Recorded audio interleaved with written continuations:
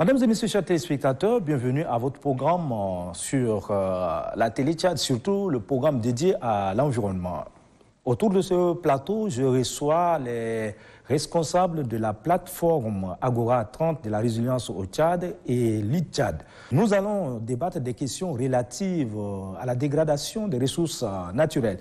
Vous savez, le Tchad fait face à ces problèmes et c'est un pays situé au cœur de l'Afrique.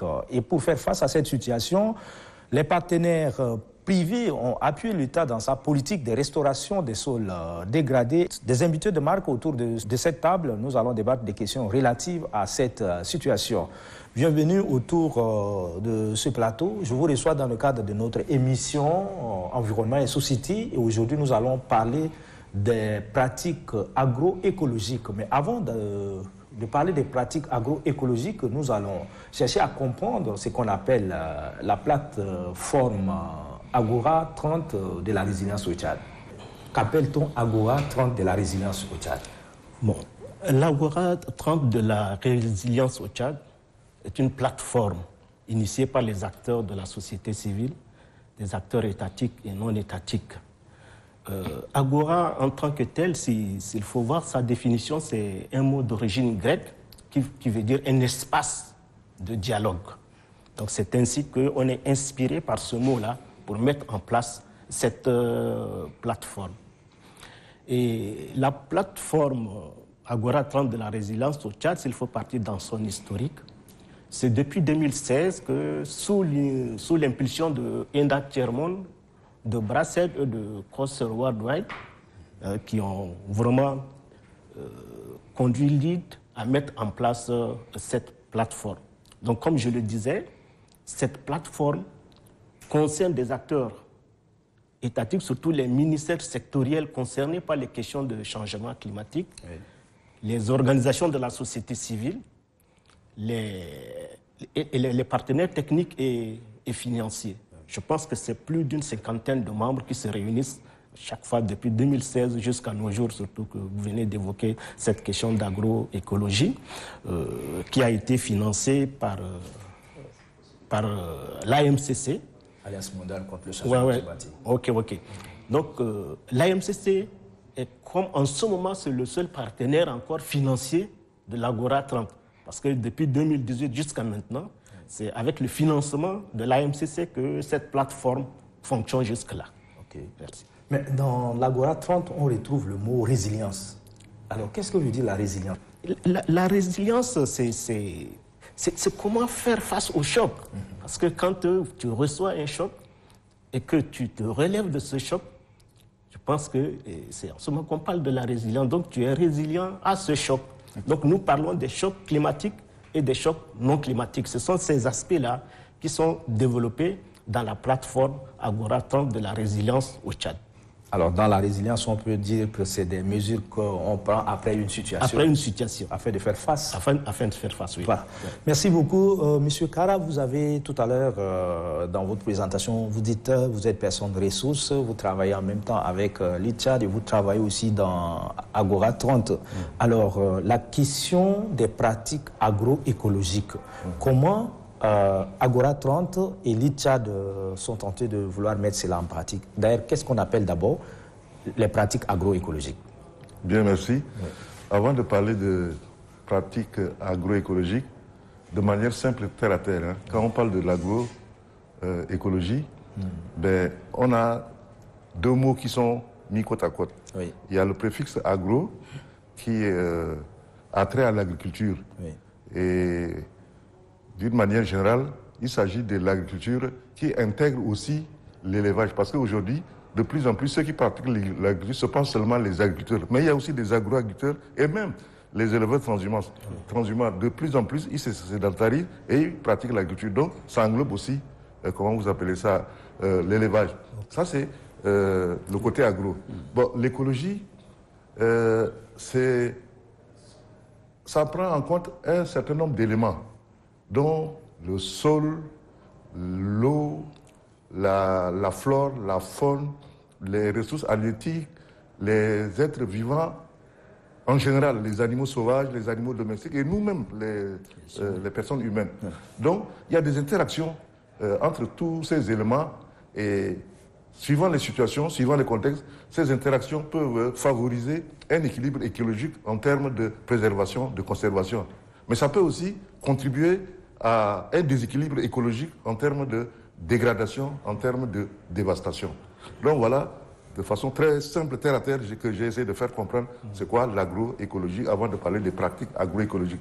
Okay. Naturellement, les pratiques agroécologiques, ce sont des pratiques agricoles qui sont censées, disons, se faire en respectant cet équilibre écologique.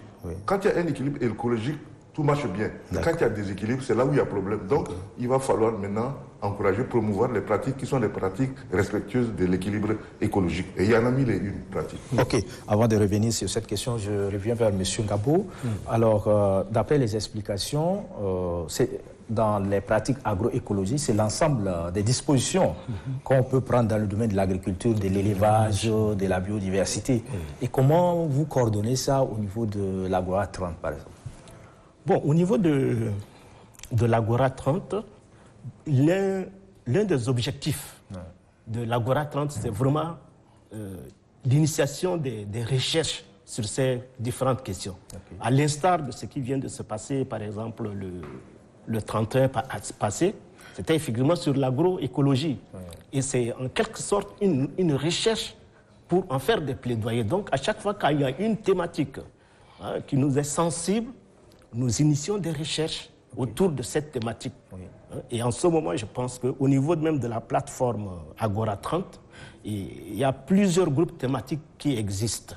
Il y en a au moins 4 qui existent. Et quand il y a une question sensible, qu'un groupe ou bien une institution porte à notre connaissance, nous initions des recherches. Et ces recherches doivent être partagées, doivent être capitalisées au niveau national.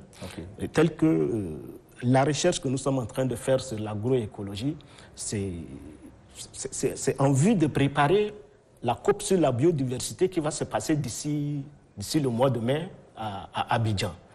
Donc notre partenaire CARI va porter les résultats de recherche là pour faire du Tchad, pour faire un plaidoyer. Pour faire un plaidoyer au nom des organisations de la société civile.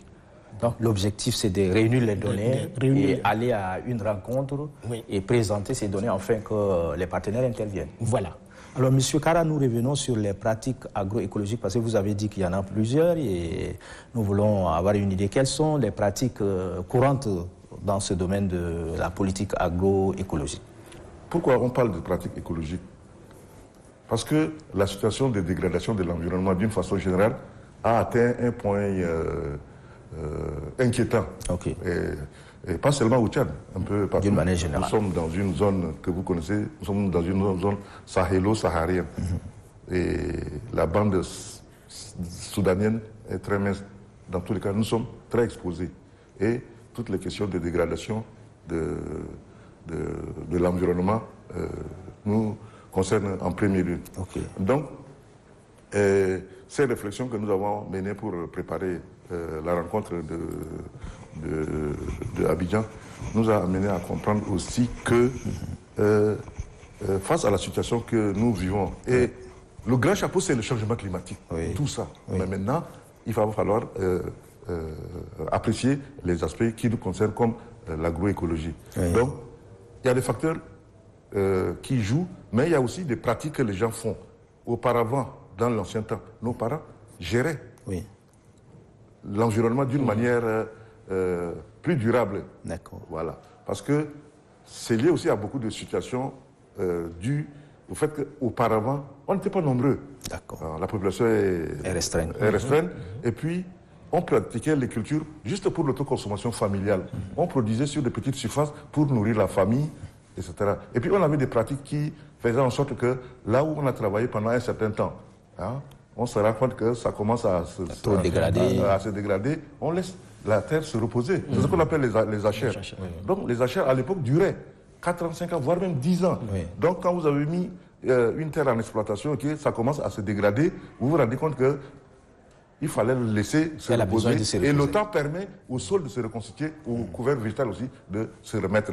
Donc on a l'impression que rien n'est dégradé. Dégradé, tout est resté intact. Voilà. C'est lié au fait qu'on n'était pas nombreux et puis on pratiquait pas l'agriculture à grande échelle. Mais aujourd'hui, les données de la vie ont changé. Nous sommes nombreux, il y a beaucoup de bouches à nourrir, il y a beaucoup d'espaces cultivables à exploiter et tout ça, ça fait qu'on dégrade beaucoup l'environnement. Il faut défricher, il faut labourer, tout ça d'autre. Et ça fait qu'aujourd'hui, nous détruisons beaucoup notre environnement. C'est pour ça qu'on nous interpelle pour que nous puissions réfléchir, nous puissions faire la promotion des pratiques qui puissent permettre de restaurer. Parce que les éléments fondamentaux dans cette histoire-là, dans cette question-là, c'est la terre et l'eau. Oui. Parce que la terre, que vous le vouliez ou pas, la terre c'est le support de tout. Oui. C'est sur la terre qu'il y a les arbres, qu'il y a les végétaux, c'est sur la terre qu'il y a les lacs, les cours d'eau, c'est sur la terre qu'il y a tout et nous-mêmes nous vivons dessus et nous appliquons des pratiques agro-pastorales qui ne conviennent pas, qui ne sont pas appropriées et qui détruisent. Donc, la terre est fondamentale. Et en parlant de couvert végétal, vous savez, le couvert végétal, c'est tout un système qui constitue donc l'habitat naturel des animaux sauvages. Dans les lacs qui sont aussi dans la forêt ou sur les sols, il y a aussi des êtres comme les poissons et autres. Oui. Les ressources halieutiques en général. Donc, tout cela, c'est ça. On parle de la biodiversité. Tout ce qui vit, il y en a beaucoup. Les arbres vivent, les animaux vivent, les poissons vivent, les oiseaux vivent, l'homme vit. Oui. Donc, l'ensemble de tout ce qui vit là, il y en a une multitude. Il y a beaucoup de diversité. Mais qui est maintenant menacé? Qui est menacé par le fait des pratiques agricoles qui ne sont pas appropriées. Oui. Je dirais même des pratiques agro-pastorales. Oui. Donc, il va falloir revoir en essayant de pratiquer, d'initier des pratiques qui respectent l'équilibre de l'écologie, d'où les pratiques agroécologiques. Voilà. Merci pour ces explications. Monsieur Ngabo, est-ce que dans la plateforme Agora, vous n'avez pas de problème avec les nouvelles tendances? Parce que là, il faut exploiter. Là, il y a l'élevage aussi à grande échelle. Vous avez comme politique la conservation, la protection des ressources, soit le sol ou l'eau. Est-ce que vous n'avez pas de difficultés à traduire en mesure que cette politique dont vous voulez mener en faveur de nos ressources? Oui, des difficultés, mais ces difficultés peuvent être surmontées par la sensibilisation et l'implication de plus en plus des communautés rurales sur ces questions. Parce que jusqu'à là, les discours se tiennent et c'est comme si c'est beaucoup plus en province, mais les ONG, les organisations de la société civile essayent, vaille que vaille, à faire porter ces messages-là au plus profond de nos communautés. Parce que, comme l'a dit M. Kara tout à l'heure, dans le passé, par exemple, quand on prend la position des chefs traditionnels, surtout les chefs de terre, ils étaient impliqués dans la gestion de l'environnement. Par exemple, même pour des cueillettes, par exemple, si le chef de terre ne donne pas l'ordre que ça, c'est le moment de cueillette de tel ou tel fruit, personne ne bouge. Et maintenant, on cueille les fruits avant la maturité. Oui. Et il n'y a plus de régénération naturelle. Oui. Donc, c'est ce qui... vraiment, nous cherchons à impliquer ces autorités-là dans toutes les questions. Et là même, dans nos actions, nous avions déjà invité par le passé, par exemple, les responsables des communautés rurales, c'est-à-dire les communes rurales. Donc, nous avions invité surtout les maires qui sont les premiers concernés par certaines questions tout autour de leur terroir. Nous avions déjà fait des plaidoyers auprès d'eux. Et nous les avions également formés dans une méthode qu'on appelle la forme-action. Ça, on a formé les communes pour essayer de monter des projets qu'on appelle des projets de forme-action. Ces projets, c'est quoi? Ça veut dire que c'est autour des problèmes rencontrés dans la communauté que la communauté essaie de réfléchir et d'apporter des solutions elle-même. Vous voyez? Donc, et ça a payé? Ça a payé. Le Tchad, par exemple, si nous prenons le Tchad d'une manière générale, c'est un pays d'élevage. Or, d'une part, l'élevage constitue un facteur de destruction de l'environnement. Est-ce que dans vos réunions, dans vos ateliers, les éleveurs sont associés afin de prendre connaissance de l'ampleur du danger? Non, on a au moins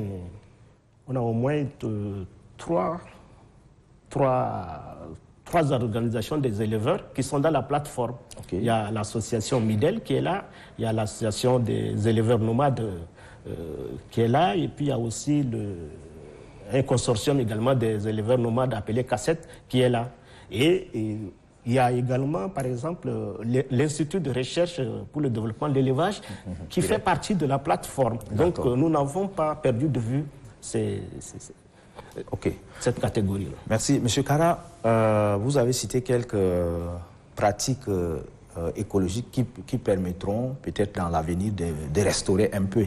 Mais est-ce qu'aujourd'hui, l'utilisation des engrais, par exemple, est-ce que vous avez identifié les engrais que les cultivateurs doivent utiliser afin de ne pas faire de l'agriculture à grande échelle? Justement, parmi les problèmes de la dégradation des terres, il y a l'élément utilisation des intrants, surtout l'engrais. Et il s'agit de l'engrais chimique. Et je crois qu'on nous a démontré, on nous a enseigné, on nous a formés sur les méfaits de l'utilisation abusive de l'engrais chimique sur les sols. À force de mettre beaucoup de l'engrais sur les sols, les sols deviennent acides et le sol, en un mot, se détériore du fait des effets des engrais chimiques. Et c'est pour ça que la tendance aujourd'hui, dans des mesures agroécologiques, il faut utiliser des engrais à base de matières organiques. Donc, comme aujourd'hui, nous avons le fumier que les animaux nous donnent gratuitement, même si on n'arrive pas encore à les élaborer de façon à les rendre beaucoup plus performants dans leur efficacité, au moins ce sont des substances organiques qui peuvent aussi être utilisées dans la fabrication d'autres engrais organiques comme les composts et autres. Donc c'est pour dire que la question d'utilisation des intrants organiques est cruciale pour la préservation ou pour l'amélioration de la qualité du sol par rapport à sa structure et par rapport aussi à son état de fertilité. Donc, il est question de promouvoir, d'encourager, de privilégier l'utilisation des fertilisants, des biofertilisants, si vous voulez, en un mot. Est-ce que pour compléter, M. Kara, face à ce problème, toujours dans la plateforme Agora 30 de la résilience au Tchad, il y a le privé. Et nous invitons à chaque fois ces sciemment dans nos rencontres pour prendre en compte certaines questions. Parce qu'il y a beaucoup de privés qui peuvent nous ouvrir des unités de transformation de ces engrais organiques à grande échelle. Parce qu'aujourd'hui, vous allez demander à un paysan de faire de compost. Est-ce qu'il peut faire de compost pour 1 hectare? Même pas. Il n'aura même pas les capacités de réaliser, de fabriquer de compost, même pour seulement que cultiver sur 1 hectare. Donc, surtout, vraiment, au niveau de la plateforme, il y a le privé qui est représenté. Et c'est vraiment dans cette optique-là. Parce que dans certains pays, par exemple, dans les pays oisirs qu'on a visités, les gens ils fabriquent les engrais à partir des feuilles de dattier. Ils font broyer ça, les feuilles de dattier, et puis ils transforment, c'est les feuilles de dattier seulement. Et puis maintenant, ils mélangent avec d'autres. Ça devient de l'engrais. Ça devient de l'engrais. Organique. Ça devient de l'engrais organique qui est conditionné dans des petits sacs et vendu aux producteurs, surtout aux maraîchers. Surtout aux maraîchers. Donc, c'est des choses qui sont possibles ici chez nous. Ici, on a la biomasse, on en a assez, pour en faire de l'engrais organique à grande échelle. Mais si on parle de compost, la mise à échelle de compost au niveau des productions des paysans, vraiment, c'est là, c'est infime. Peut-être les gens, ils font ça là, peut-être c'est juste 1 hectare ou bien c'est juste pour les jardins de cases. C'est ça. Mais est-ce que les paysans aussi sont formés dans ces domaines? Est-ce qu'ils sont sensibilisés? Est-ce qu'ils sont informés? Ils sont éduqués à utiliser maintenant les composts? Parce que la tendance pour eux, c'est l'engrais qui permet de mieux obtenir un rendement que d'utiliser les composts. Non, à petite échelle, les gens y commencent. Je dis que c'est juste pour des productions familières, familiales. C'est pas pour des productions à grande échelle, tout ça. Mais l'initiative y est. Alors, M. Kara, dans vos réunions, dans vos rencontres, vous parlez parfois des pratiques écologiques telles que les cordons pierreux, les demi-lines. Il y a beaucoup d'autres. Comment ça s'est fait et c'est dans quelle province on met en pratique ces données-là? Oui, mais il y a des choses qui sont introduites.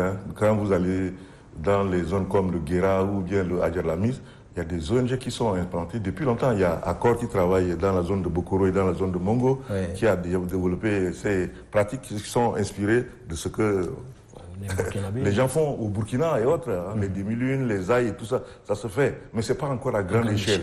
Hein, les cordons pierreux existent. Mais c'est encore à petite échelle. Mais c'est quand même ça commence à produire des effets. Oui, bien sûr, bien sûr. Ce sont des expériences qui ont fait leurs preuves ailleurs, qui ont donné de bons résultats. Sinon, on ne les transférerait pas chez nous ici. Okay. Donc, les gens ont appris aux organisations ou bien aux exploitants agricoles de ces zones à mettre en place ces pratiques-là. Donc, je crois que les structures d'accompagnement, que ce soit les ONG, que ce soit les structures de l'État, que ce soit les gens de la recherche, tout le monde est impliqué. Par exemple, tout récemment, l'ID-Tchad, il y a des formations à impliquer, comme on appelle, la recherche dans des recherches-actions en termes d'innovation ou d'expérimentation sur les performances des intrants organiques, des biopesticides. Donc, les gens font des pratiques sur place, ils montrent aux gens ce que ça peut donner avec des témoins à côté et pour permettre à ce que les gens ils prennent le relais, ils font ça. Donc, les gens le font, mais le mal, c'est que c'est des choses qui se font à petite échelle. Alors, c'est pas développé, vraiment. Voilà, c'est pas très développé, mais ça existe quand même, les gens le font quand même. Avant de boucler, M. Kara, vous avez mis l'accent sur un aspect très important, vous avez parlé de l'eau. Quand on parle de l'eau, il y a l'eau, les eaux de surface. Oui. Le Tchad a des fleuves. Même si ce n'est pas des fleuves qui sont des fleuves permanents, au moins le Logone et le Chari sont quand même deux fleuves assez importants pour l'instant. Mais sont dégradés? Oui. Okay. On voit de disparition aujourd'hui. Oui. En cette période, vous regardez le lit du fleuve, installez-vous sur le pont, l'un des ponts du fleuve Chari ici à N'Djamena, vous allez voir que du sable à la place de l'eau. Bien. Il y a aussi les lacs, dont le lac Tchad, qui sont aussi des nappes d'eau, mais qui sont menacées. Okay. Mais il y a aussi des eaux souterraines. Peut-être, il y en a beaucoup plus que ce qu'on voit dehors ici. D'accord. Bon. Il faut maintenant arriver avec les moyens appropriés et avec toute la maîtrise de la technologie appropriée à exploiter aussi bien les eaux souterraines et comment valoriser la situation par rapport aux eaux de surface. On a entendu parler des projets de communication entre le bassin du Congo et le bassin du lac Tchad.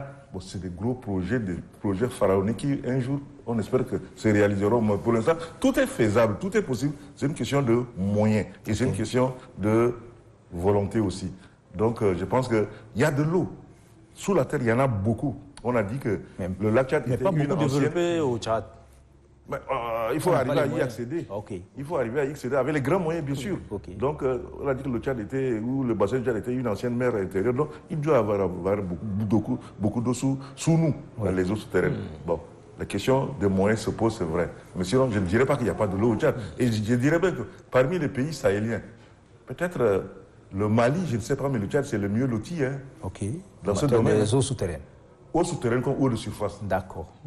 Chers téléspectateurs, c'est fini pour notre programme d'aujourd'hui sur la politique agroécologique conduite par deux institutions, Agora 30 de la résilience au Tchad et l'ID Tchad. Je vous donne rendez-vous très prochainement. Restez en compagnie du programme de la télévision nationale tchadienne.